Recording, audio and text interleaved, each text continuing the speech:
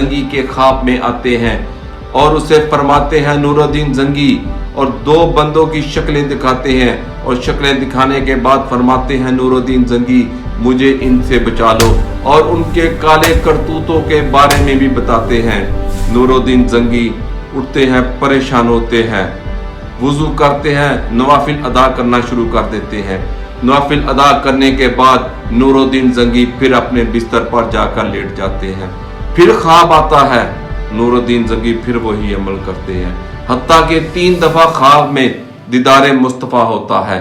सुबह नूरुद्दीन जंगी उठता है, अपने एक खास मुशीर को जो कि दरेश था, दूर अंदेश था, उसे बुलाते हैं और सारा मामला उसके सामने रखते हैं और सारे ख्वाब भी उसके सामने बयान करते हैं। वो दरवेश अर्ज करता है सुल्तान मदीने चलते हैं। सुल्तान को सारा प्लान बताते हैं। सुल्तान नूरुद्दीन जंगी चंद जब मदीना पहुंचता है ये काफिला, तो मदीना वालों को